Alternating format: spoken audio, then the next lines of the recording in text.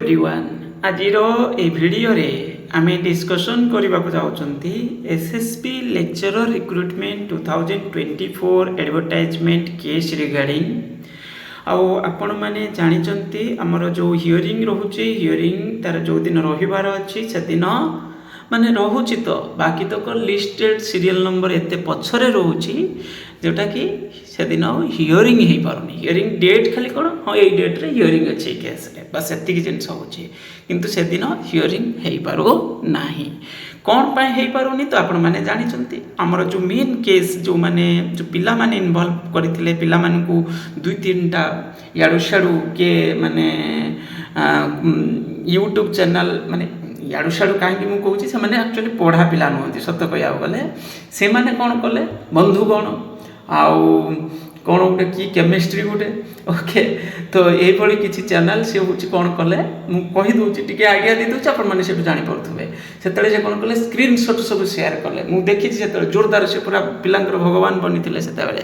मुझे कही मत पिला चिड़ुले आप नेट पीएचडी पिला सपोर्ट रे अच्छा मुझे क्या सपोर्ट रे न था ये चैनल सेमती नुहे आम एति तो आमको जना अच्छी पिला बहुत परिश्रम करके प्रिपेरेसन करुँच से एसएसबी रे जे भी पाई प्लेन पीजी पिला से कौन बिना पढ़ी पाई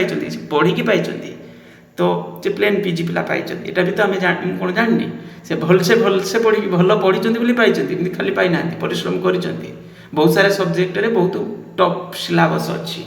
से हाई लेवल रे कंपटीशन होची तो पिला मु जानी मुझे कॉमर्स रे पिला पढ़ाऊँगी मुझे परीक्षा दूची मुझे जानी कौ लेवल रे कंपटीशन होची तो यहाँ को छोट मोट कथा नुहे तो तेणुक ये समस्त जना से परिश्रम कर नेट गोटे हूँ नेशनल लेवल टेस्ट आईटा आपने जानते पीएचडी पिला बहुत सारे टाइम दौरान जड़े पिला नेट जेआरएफ करके पीएचडी जाऊँगी पीएचडी अवार्डेड अच्छी सी के परिश्रम कर चिंता करूँ तो हाई माने टॉप क्लास पिला से होता सत कथा किंतु फिर भी प्लेन पीजी पिला जड़े जी जॉब पाई एसएसबी एग्जाम देखी सी भी सी पढ़ी पाई एमती नुहे बिना परिश्रम क्या मिल जाए ओके तो ये हूँ फैक्ट किंतु तापर भी मुझे कहती कौन जोटा हूँ गोटे प्रॉपर वे कर केस करनी अन्य वे तुम डिमांड कर सेट विषय 2023 वीडियो अपलोड कर शुणिले ही ना से पिला भगवान हो गले सी किए माने याडू शाडू किए कि केमिस्ट्री चैनल गोटे ओके आ गोटे हूँ आपणकर किए गोटे माने बंधुगण चैनल गोटे ओके माने तार स्टेटमेंट हूँ बंधुगण तो शुणी थे आप तो ये टाइप किए गोटे सी हूँ भगवान हो गले पिलांकर माने एत दिन है मुझे परिश्रम करके पिला अपडेट दे देक आसूँ सब किसी जिनस जनाऊँगी फिर भी मत माने लास्ट रे मुझे पिलांकर शत्रु ओके तो जहाँ कर फिर भी पिला मैनिपुलेट तो करहबनी ना कारण के भी तो जड़े पसंद करूँ जी मैनिपुलेट केमती करवा तो जहाँ भी हो तो गला से समय तापर कौन है ना आमर से किसी दिन भितर जो 13 नवेम्बर रे जजमेंट आसला तापर हूँ आपणकर 19 नवेम्बर रे आपणकर एसएसबी नोटिस देला जे कौन आम एडवर्टाइजमेंट को माने जो एडवर्टाइजमेंट जो लेक्चरर एडवर्टाइजमेंट जोटा होता सेटा हूँ आम ऑनरेबल हाईकोर्ट कौन कले ना हूँ क्वाश कर देइछंती आमको हायर एजुकेशन डिपार्टमेंट जनइला तो आम नोटिस दौचु बस या तो ये हूँ आपणकर नोटिस ये देखो गोटे सरकार पुणी हूँ आपंकर हायर एजुकेशन डिपार्टमेंट पुणी बोर्ड केते जोर से माने पिला कथा बुझुं गोटे गोटे 1.5 वर्ष आते बसला माने गोटे वर्ष अधिक है एपर्यंत किसी गोटे माने स्टेटमेंट दबा पिला हाँ आम एमती करुचु सेमती करुचु ये हूँ कौन डेमोक्रेसी से पिला जनइब ट्रांसपेरेन्स रखा आम मिले चेष्टा करुचु लगुचु कि बृहत्तर स्वार्थ दृष्टि बहुत सारे पिला जेहेतु फॉर्म भरी तो किसी तो करुचु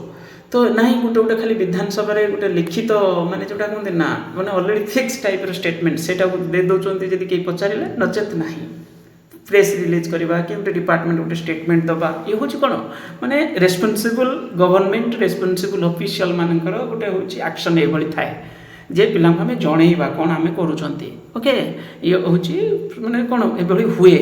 କିନ୍ତୁ ଏଇଟା କଲେ ସେଇଟା ଆମକୁ ଖୁସି ଲାଗିଥାନ୍ତା। ହଁ, ସରକାର ତ ଲଢ଼ୁଛନ୍ତି ନା, ଚେଷ୍ଟା ତ କରୁଛନ୍ତି। ଇଏ ଏବେ କ'ଣ ହେଉଛି ନା, ହିୟରିଂ ରହୁଛି, ହିୟରିଂରେ କେହି ମାନେ ଯେମିତିକି କିଛି ନାହିଁ, ବାସ୍ ଫାଙ୍କା। ଚିନ୍ତା କରନ୍ତୁ, ଏଇଟା କ'ଣ ଗୋଟେ ପ୍ରପର୍ ୱେରେ ହେଇପାରିବନି ଫର୍ମାଲ ଦୃଷ୍ଟିରୁ। ହଁ, ପିଲାଙ୍କୁ ଆମେ ଜଣେଇବା ଆମେ କ'ଣ କରୁଛନ୍ତି, କେତେ ଦୂର ପ୍ରୋଗ୍ରେସ୍ କଲେଣି ଏ ବିଷୟରେ, ଆଉ ଆମେ ଚେଷ୍ଟା କରୁଛୁ। ଯଦି ନହେଲା ଲାଷ୍ଟରେ ଆମେ ଏଇଆ କରିମୁ କି କ'ଣ କରିମୁ, କିନ୍ତୁ ଆମେ ଚେଷ୍ଟା ଚଲେଇଛୁ। ତ ଏଇଟା ନାହିଁ, କିଛି ନାହିଁ। ଇଏ ତ ଗଲା ତାଙ୍କ କଥା। ଦେଖ, ଏ ଗୋଟିଏ ନୋଟିସ୍ ବାସ୍, ଆଉ କିଛି ନାହିଁ, ଆଉ କିଛି ରିଆକ୍ସନ୍ ନାହିଁ। ଆଉ ହାୟର ଏଜୁକେସନ୍ ମିନିଷ୍ଟରଙ୍କ କଥା ଯଦି ଆମେ କହିବା, ତାଙ୍କ କଥା ତ ଆମେ କ'ଣ କହିବା ତାଙ୍କୁ, ମାନେ ସିଏ ବହୁତ ପିଲା ତାଙ୍କୁ ଗୋଟେ ଭରସା କରିଥିଲେ, ଯାହା ଜଣେ ବୁଝିବେ କ'ଣ କରିବେ, କାରଣ ସେ ପୂର୍ବରୁ ଯେତେବେଳେ MLA ଥିଲେ ଖାଲି ସେତେବେଳେ ସେ ହେଉଛି ପୂର୍ବ ସରକାର ବେଳେ ସେ ବହୁତ ଷ୍ଟେଟମେଣ୍ଟ ଦେଉଥିଲେ କ'ଣ ପାଇଁ ରିଟେନ୍ ଏକ୍ଜାମ୍ କଣ୍ଡକ୍ଟ କରାଯାଉନାହିଁ, କ'ଣ ପାଇଁ ଏସବୁ ଏଜୁକେସନ୍ରେ ଏମିତି ପ୍ରୋଗ୍ରେସ୍ କରୁନାହିଁ, ଆଉ ଏସବୁ ଜିନିଷର ଷ୍ଟେଟମେଣ୍ଟ ଏଇଭଳି ଥିଲା। ଭାବିଥିଲେ ବୋଧେ ନାହିଁ କିଛି ତ ନହେଲେ କିଛି କରିବେ, ଟୋଟାଲି ସାଇଲେଣ୍ଟ ଏ ରିଗାର୍ଡ଼ିଂ ଏଇ ପର୍ଟିକୁଲାର ମ୍ୟାଟର କଥା ଯଦି କହିବା ଏ ବିଷୟରେ ଏଭଳି କହିପାରିବା କିଛି ନାହିଁ। ଯାହା ତାଙ୍କର ବିଧାନସଭାରେ କେହି ଯଦି ପଚାରିଲେ ସେଠି ଖାଲି ଲିଖିତ ଆକାରରେ ଗୋଟେ ଆନ୍ସର, ଏତିକି ସରିଲା, ଏଇଟା ବିଚାରାଧୀନ ଅଛି, ଏଇଭଳି ଟାଇପ୍ର ଷ୍ଟେଟମେଣ୍ଟ। ତ ଏଠି କେଉଁ ପଲିଟିକାଲ ପାର୍ଟି କଥା ପଡ଼େନି, ଏଟା ଆଗେ ଅଫିସର ଯିଏ ରହିଲେ ଏଇ ଡିପାର୍ଟମେଣ୍ଟ ଅଣ୍ଡରରେ ସେମାନେ ହିଁ ତ ଏତେ ଗୁରୁତର ସହକାରେ ଜିନିଷକୁ ନେଉନାହାନ୍ତି। ତାପରେ ଆମର ଯେଉଁ ପିଲାମାନେ କେସ୍ କରିଥିଲେ ସେମାନଙ୍କ କଥା ଆମେ କ'ଣ କହିବା, ସେମାନେ ମେନ୍ କେସ୍ ପିଲାମାନଙ୍କର ଆଗେ ଗଲେ, ସେ ଯେଉଁ ସ୍କ୍ରିନଶଟ୍ରେ ଦେଖେଇଦେଲେ ଏ ପିଲାମାନେ ଗଲେ କେସ୍ କରିଦେଲେ, ଆଉ ମାନେ ଟଙ୍କା କଲେକ୍ସନ୍ କରିକି, ଆଉ ସେ ଯେଉଁ ବି ଲୋକ କେସ୍ କରିଛନ୍ତି 2-4 ଜଣ କିଏ ମିଶି କରିକି, ଆଉ ତାଙ୍କୁ ବହୁତ ସାରା ଗୋଟେ ଗ୍ରୁପ୍ କ'ଣ ଆସୋସିଏସନ୍ ବନେଇଲେ। ଏତେ ଦାୟିତ୍ୱହୀନ ସେମାନେ, ଚିନ୍ତା କରନ୍ତୁ, କିଛି କରୁନାହାନ୍ତି, ସାଇଲେଣ୍ଟ ରହୁଛନ୍ତି। ଏଇଥିରେ ତାଙ୍କୁ କହିଲେ ଆଉ ହେଉଛି ପିଲାଙ୍କୁ ତୁମେ କ'ଣ କଲଣି ତୁମେ ଜାଣିଛ ନିଜେ, ମାନେ ଏତେ ସାରା ପିଲାଙ୍କୁ ତୁମେ ବର୍ବାଦ କରିକି ରଖିଛି ପକେଇଛ, ତାଙ୍କୁ ଗୋଟେ ସୁଯୋଗଟା, ଏଇଟା ଗୋଟେ ପିଲା ପାଇବେ ତ ବହୁତ ଲିମିଟେଡ଼ ପିଲା, କିନ୍ତୁ ତାଙ୍କର ଯେଉଁ ସୁଯୋଗଟା ତୁମେ ହାତ ଛଡ଼ାଇକି ରଖିଛ। ତ ଆଜି କେସ୍ କରିକି ଗଭର୍ଣ୍ଣମେଣ୍ଟ ଏତେବେଳୁ କିଛି ଗୋଟେ ସେଟ୍ କିମ୍ବା ଇଏ ସେ କରିସାରନ୍ତାନି, ତୁମେ ଟୋଟାଲି ପ୍ରୋସେସ୍କୁ ଟୋଟାଲ ସିଷ୍ଟମ୍କୁ ଡାଉନ୍ କରିକି ପକେଇକି ରଖିଛ। ବାସ୍ ଏଇଆ ହିଁ କହିବାର ଥିଲା। ଭିଡ଼ିଓ ତ ମୁଁ ବନେଇବି ମଝିରେ ମଝିରେ ଗୋଟେ, ଆଉ କାରଣ